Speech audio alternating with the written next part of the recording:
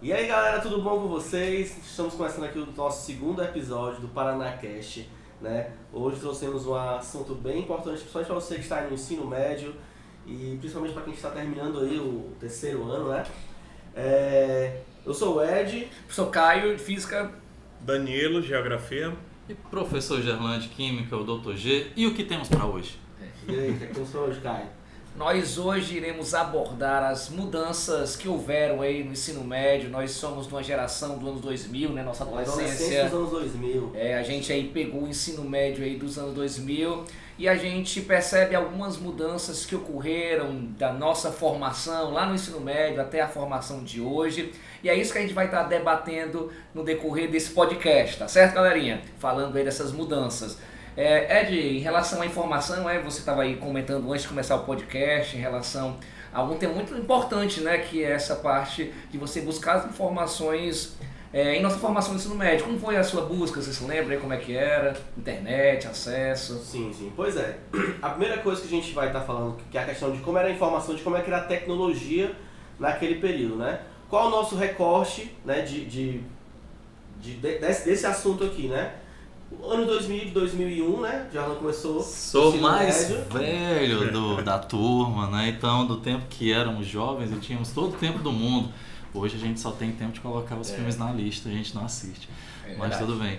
E o Caio, que terminou o ensino médio quando? Terminei o ensino médio em 2008, comecei em 2006, né? Eu acho que eu sou o mais novo aqui, né? Tu é mais novo. Eu comecei em 2004, terminei em 2006. Eu comecei em 2002, terminei em 2004. Né? Então, assim, como é que era a informação, como é que era a tecnologia naquele período, né? Hoje em dia, a gente tem redes sociais diversas, redes sociais porque você quiser estar inserido, né? Naquele período, a gente praticamente no começo não tinha, né? No começo dos anos 2000, a gente não tinha nem acesso ainda a computador, né? Eu lembro que a primeira vez que eu acessei um computador, eu lembro que eu tinha 10 anos de idade. E quando eu olhei assim, eu falei, caramba, Windows 95 ainda, né? Eu olhei assim, caramba, que negócio diferente, né? Mas assim, hoje, inclusive muitos dos jovens nem ligam mais para um computador, para um notebook, a maioria está mesmo ligado no celular, né? Mas assim, naquele período, quando a gente queria uma informação, a gente tinha que ir atrás de livros. Ou a TV que passava essa informação pra gente, ou o jornal físico mesmo, né? Ou rádio, que tivesse algum programa passando. A gente não tinha muito acesso à informação no quesito internet, né? Lógico, nesse período, do começo dos anos 2000 até o final dos anos 2000, existia uma mudança gigantesca, né, na internet. E a gente começou a ter acesso a essas informações mais da metade para o final dos anos 2000. Né? Inclusive, a primeira rede social, assim, né?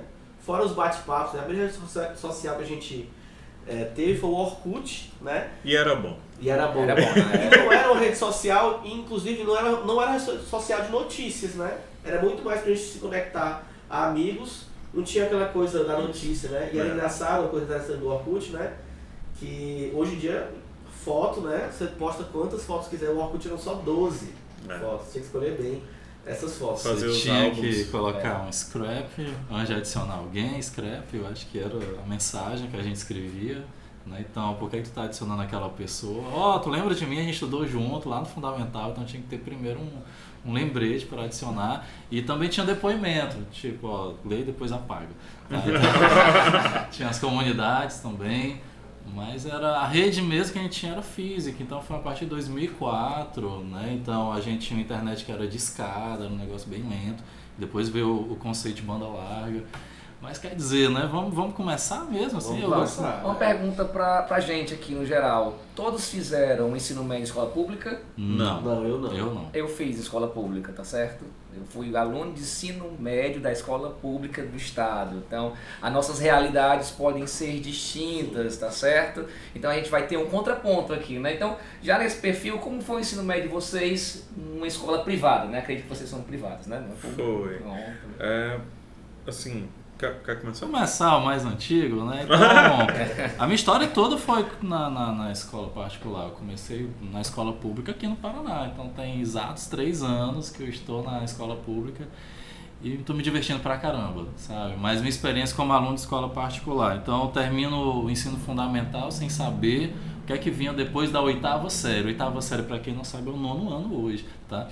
Mas aí cheguei num boom de escolas que havia no centro da cidade. Então houve um tempo que existia uma competição de várias escolas que davam a matrícula, que davam a farda, que davam o material. Então a gente escolhia, escolhia aquela que era mais em conta, né? Então, por exemplo, eu lembro quando eu cheguei a matricular numa escola, era tipo assim, a mensalidade é R$800. Eu, nossa, não tem condição, mas se matricular agora é 80. Então a gente tinha uns 90% de desconto, porque de fato era a briga que existia naquela época. E aí fiz, né, todo esse meu ensino médio, 2001, 2003, em escola particular. E quando eu chego, a primeira sensação que eu tenho é que são salas muito cheias, tipo, meu primeiro ano tinha 70 alunos, eram gente pra caramba. O segundo ano tinha 110 alunos. E aí, no terceiro ano, existia o conceito de terceiro ano especial, que era a primeira diferença é que era uma sala reduzida, tinha tipo 30 alunos. E eu consegui uma dessas vagas. E era baseado em relação ao boletim, mas por quê? Porque quando eu cheguei no ensino médio, assim como talvez a maioria de vocês chega, eu chego perdido, tipo, parece que dobra o número de disciplinas, a gente estuda no fundamental uma certa quantidade, tipo, ciência vira 3, vira física, química, então, de fato, aumenta. E é muita matéria, é muito professor, e de repente é muita prova, e começa a se falar de vestibular, são muitas informações, não sabe muito bem como é que é. Então realmente existe esse susto quando a gente chega. Eu não sei, eu acho que foi assim com todo mundo, né? Essa chegada.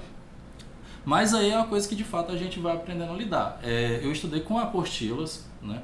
E as apostilas sempre muito resumidas. A gente fala que o livro hoje do ensino médio, de fato, ele é bem ruim por conta de ser muito resumido, então tem muita informação que deixa passar. As apostilas, ela tem uma proposta semelhante, tá? Que no caso também existia uma informação resumida, mas não era tão resumida quanto esses novos livros que a gente tem do novo ensino médio. Mas aí, como é que a gente conseguia a informação? Não tinha jeito, a gente tinha que pesquisar e ir atrás de livro.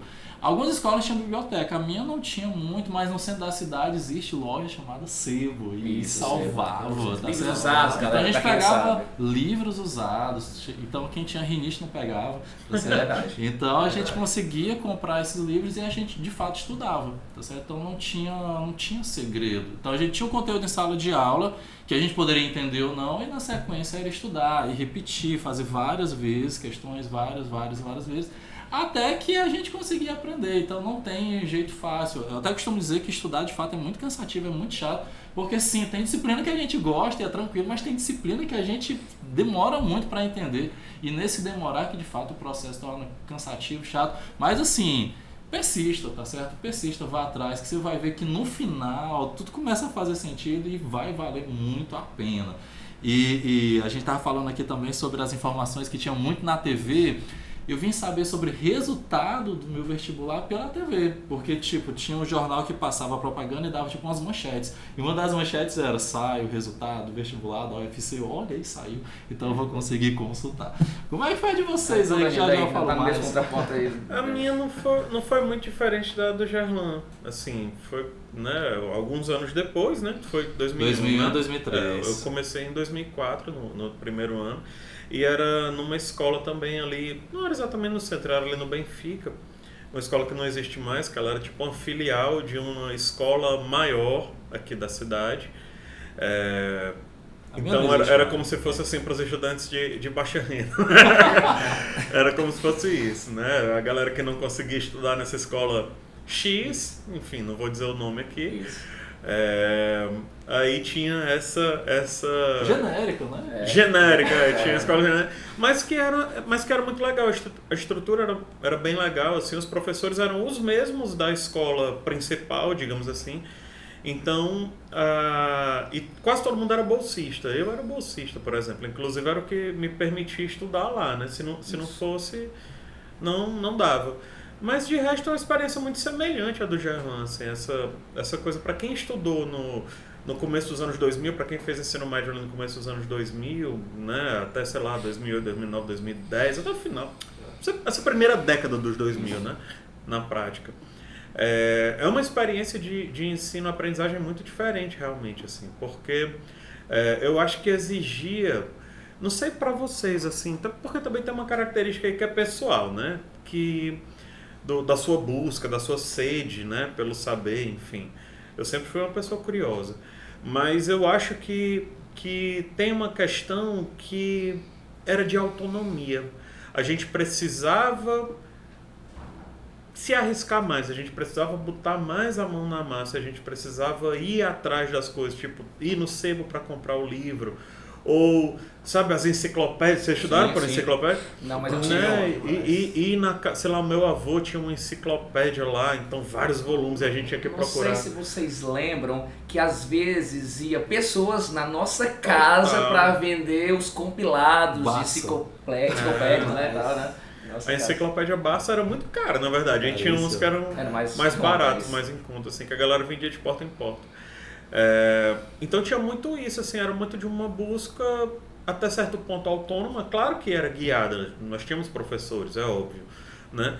Mas tinha muito de você, sabe, querer, ter que ir atrás, ter que... e não que hoje não tenha que ser assim, porque tem que ser também, é óbvio. Mas um smartphone ele facilita muitas coisas, né? Que inclusive na época a gente não tinha. A gente não tinha. Né? O primeiro máximo que o celular fazia na época era ligar e receber mensagem. E não quebrar. Não quebrar. Super resistente.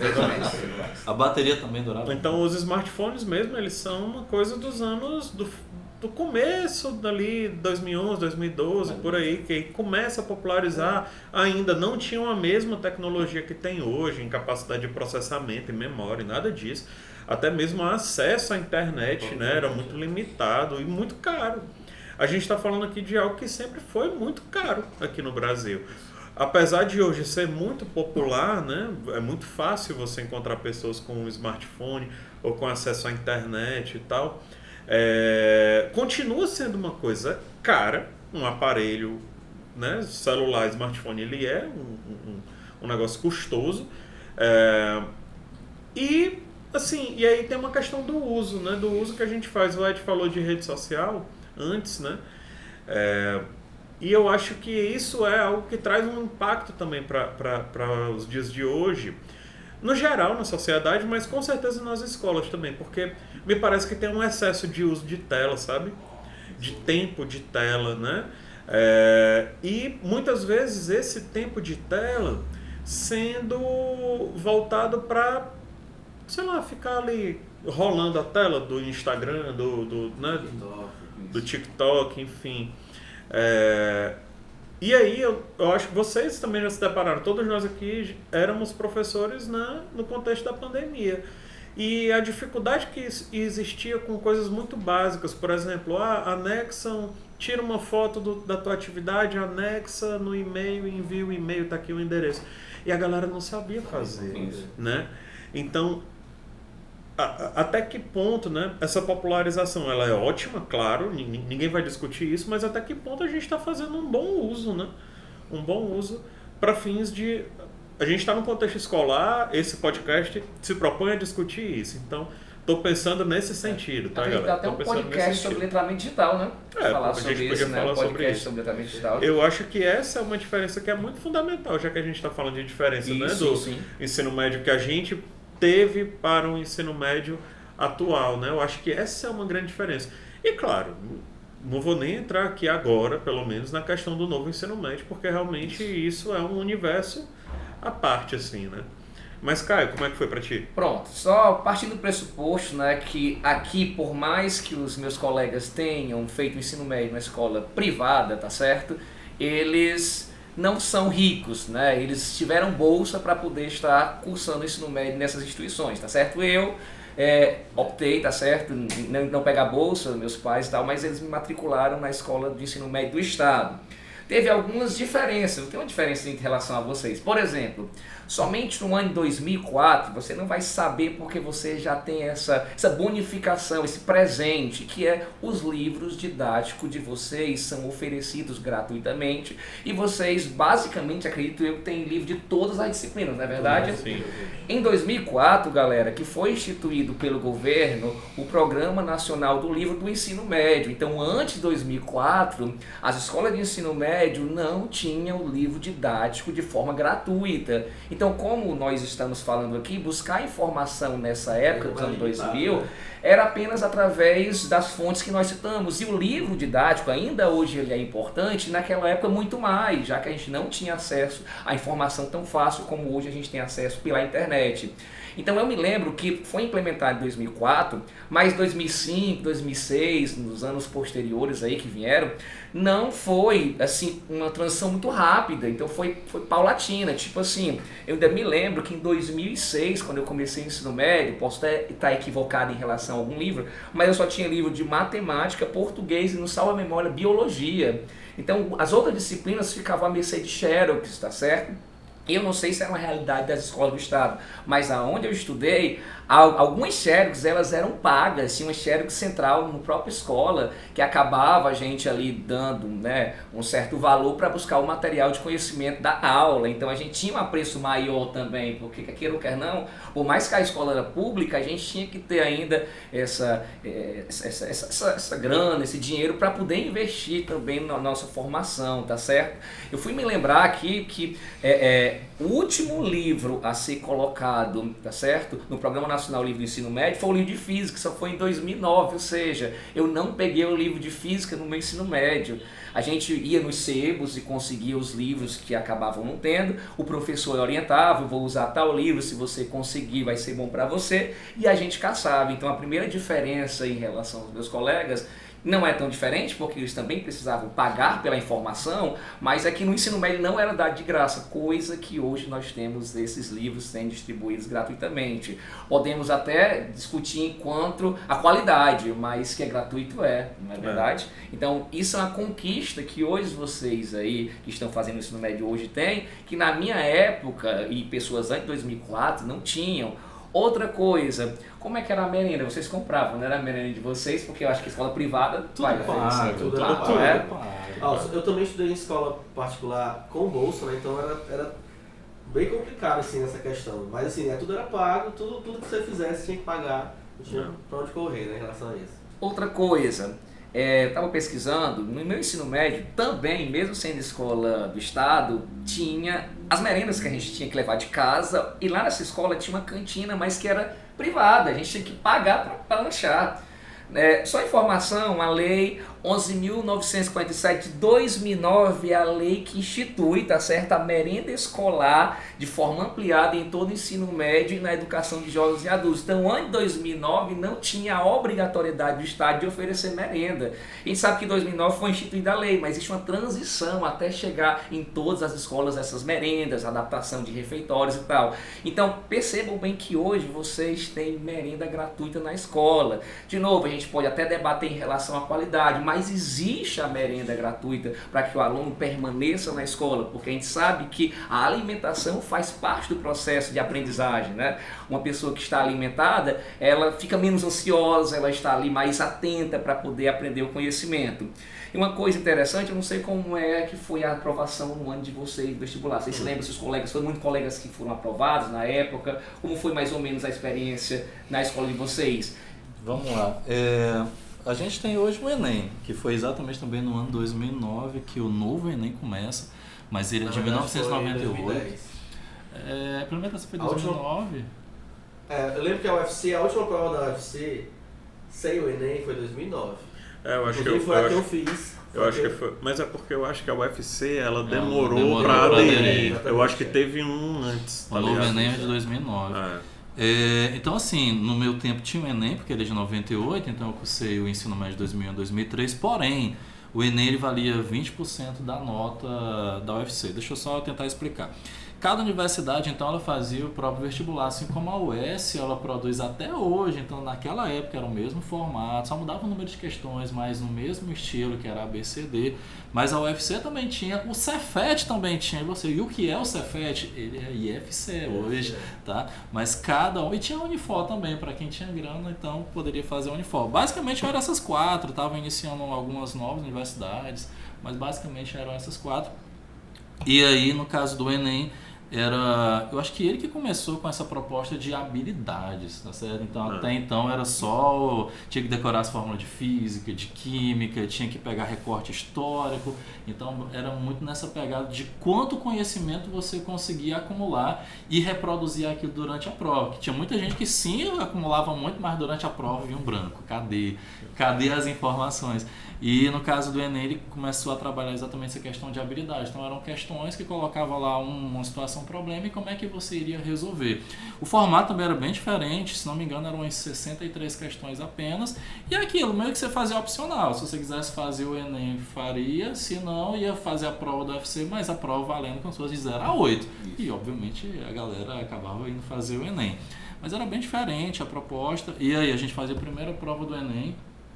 E não sei com quanto tempo depois saiu o resultado, mas era bem rápido, não tinha redação. E aí na sequência, no final do ano, a gente fazia os vestibulares, que era muito comum, as pessoas faziam da UFC, da UES também, do IFCE, mas eu não, fui diferente, eu só fiz o do UFC. Por quê? Porque eu só queria estudar na UFC e eu não recomendo a ninguém, porque todo mundo era assim, né? Se eu não passo na UFC, eu tenho a UES, se eu não passo na UES, eu tenho a UFC. Eu falei, não, eu quero ir pra UFC, então vou fazer só da UFC. Tu podava as tuas possibilidades, nossa, né? cara, que falta de orientação. Inclusive naquela época era possível você cursar as duas ao mesmo tempo, o S e o UFC. Era possível. E também era possível você se inscrever nos 3 e a prova com ACD. Já chegou um ano de chocar. Ao dia da prova da UFC com a prova da UES. Assim, eu consegui a aprovação, tá, gente? Então, no ano de 2004 eu estava sim na UFC, mas não recomendo a ninguém. Embora hoje, tá certo, com o Enem já te dá a possibilidade, pelo menos aqui, tu fazer a prova entrar na UFC como também no IFCE. A UES que ainda mantém esse tradicional. A UES engessada. A outra coisa também. Só pra que não fique nenhum mal entendido, tá? O Gerlan recomenda a UFC, galera. Ele só não recomenda que você tente só ela. Isso, pois é, então foi... Eu não digo que foi um vacilo, porque aquela história, né? Qual é a diferença do herói pro vilão? Acho que é o final, tá certo? Então, como o meu final deu certo, então, nossa, realmente funcionou, ele se focou pro UFC. Mas assim, na hora da prova, que inclusive a gente pode até discutir depois como é que é essa recepção da prova, né? Porque a gente sempre fala prova, a gente faz simulado, e simulado em escola particular era pago, tá certo? Então não era simplesmente chegar e fazer, não. Então era por adesão, e a adesão de fato era pagando pelo simulado. E outra coisa, anteriormente ao Enem, hoje em dia você faz o Enem, quando você vai lá entrar no SISU, você pode escolher, eu quero esse curso aqui, não te encostar assim, eu vou escolher aquele outro. Na época não, a gente escolhia um curso. Escrevia primeiro, fazia a prova depois. E até o final. Isso. Você escolhia o curso antes de fazer a prova e ia até o final. Se não deu certo, no outro semestre ou no outro ano, você ia tentar de novo. Essa é uma... São algumas diferenças. Tem alguns pontos aqui que são diferenças muito fundamentais, galera. Por exemplo, primeiro sobre o vestibular, que foi o que o Caio perguntou, né? Os meninos já falaram, a gente fazia... Cada universidade tinha o seu vestibular, então a gente se inscrevia para o UES, para o UFC, para o IF, dependendo... Quer dizer, o Cefet na época, né? Dependendo do curso que a pessoa quisesse fazer, né? E aí, enfim, ia lá, cada um tem o seu modelo de prova, enfim, né? E 2 fases, né? Assim como a UES ainda hoje tem primeira e segunda fase, o UFC também tinha primeira e segunda fase, né? Um modelo diferente. Da UFC, a segunda fase era uma prova aberta, era uma prova escrita, né? Na UES até hoje é uma prova de marcar, né? Só com as disciplinas específicas para o seu curso. Sobre o Enem ele muda de caráter ao longo dos anos 2000, gente. A sigla é Exame Nacional do Ensino Médio, né? A ideia no começo era exatamente isso, era saber em que nível estavam os estudantes de ensino médio no Brasil, né? Basicamente a ideia do Enem era essa. Depois, já no finalzinho ali da primeira década dos 2000, é que o Enem ele vira um vestibular unificado para o Brasil, em que vai ser criado o Sistema de Seleção Unificada, que a gente chama de SISU, né? E com a nota do Enem, você joga lá no sistema do SISU e pode pleitear uma vaga em qualquer universidade que aceite o Enem como vestibular, né? Porque nem toda universidade aderiu, até porque não é obrigatório, certo? Não é obrigatório. existiam alguns benefícios, assim, para a universidade que aderisse, tinha uma questão de recursos, enfim. Mas nem toda universidade aderiu. A USP, por exemplo, a maior universidade do Brasil, ela faz o vestibular próprio. A Unicamp, ela faz o vestibular próprio, a UES faz o vestibular próprio, né? Não é obrigatório. Então essa é uma grande diferença, né? Assim, e eu acho que, para não dizer assim, que tudo era diferente, eu acho que tem algumas permanências também, porque quando tu falou, né, tu perguntou, Caio, se muita gente passou no vestibular, não sei o que, parará, pô, passou, uma galera passou, eu não passei, né, de primeira, assim, eu passei depois, mas eu acho que tinha uma coisa também, né, para não ficar aqui num certo saudosismo, né, aquela coisa, que no meu tempo era melhor, que não sei o que, parará, eu também tinha muito desinteresse, né? Também tinha muito aluno que sempre teve, né? Também tinha muito aluno que não estava nem aí, também tinha muita gente nas escolas particulares torrando dinheiro dos pais e, né, enfim, e muita gente boa nas escolas públicas passando. O Caio vem de uma escola que aprova bastante até hoje, né? Até eu queria dar um dado importante, que em 2008, claro, a gente vai falar qual é a escola, né? Mas em 2008 foram 103 aprovações na UFC e na UES.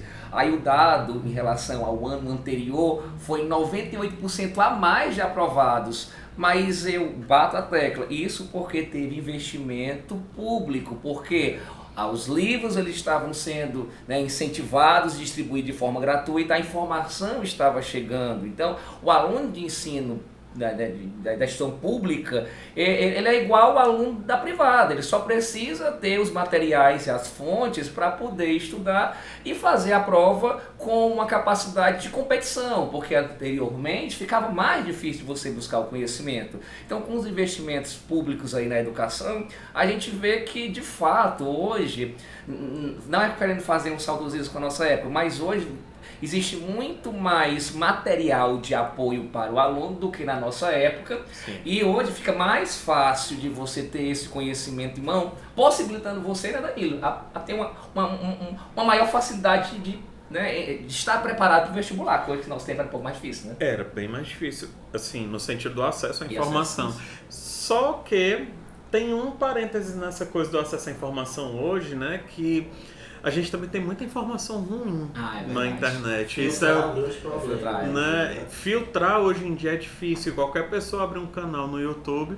Fala o que quer. Quatro caras podem abrir um canal no YouTube. 4 caras podem abrir um canal. Falando o que quer. Né? Mas enfim, qualquer pessoa abre um canal no YouTube ou uma página no Instagram, enfim. E existem conteúdos que são muito bons, coisas de qualidade mesmo, assim, coisa fina. Mas também tem muita coisa que, né? E aí às vezes fica complicado. A gente em sala de aula, assim, para quem é de humanas, né?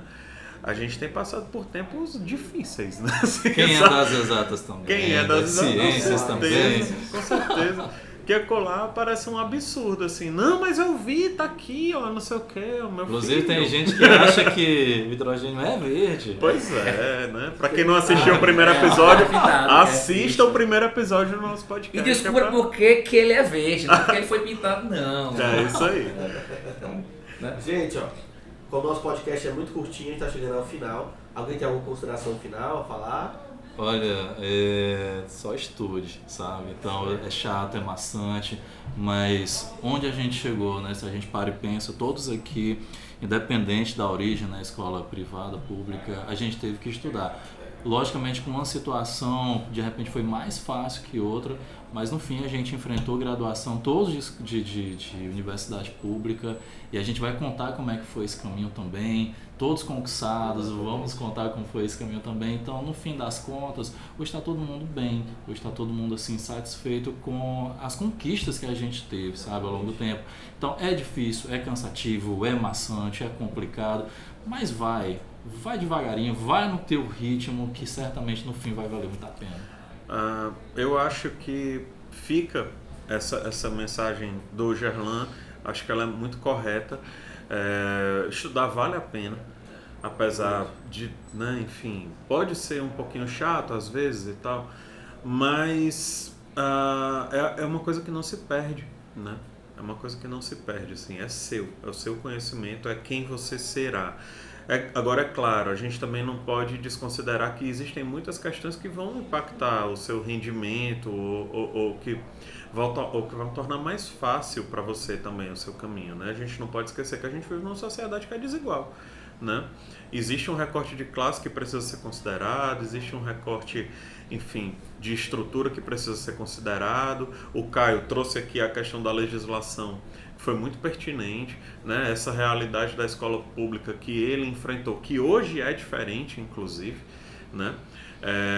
Mas eu acho que, inclusive, dentro desse cenário, para nós aqui, todos nós, né, somos, como diz um camarada meu, todos nós filhos da classe trabalhadora, Sim, todos nós classe trabalhadora, e para quem é da classe trabalhadora, gente, não tem muita escapatória não, né? O lance é estudar, de verdade, certo? É claro que o mundo hoje ele oferece possibilidades. Você pode trabalhar na internet, por exemplo, mas como? De que maneira? Se você não estudar, você não vai saber. Vai ser um assunto para outro né? podcast. Essa é coisa que a gente pode discutir depois. Mas enfim, estudem. Então é isso, gente. Mas quer falar? Não, só estuda, é só isso. Então, gente, é isso. Curte, compartilha, se inscreve no nosso canal, certo? E próxima semana tem mais outro episódio, né? Sobre um outro tema aí. Isso. Tá bom? Então valeu, gente. Até mais. Tudo de bom pra vocês. Valeu. Até mais.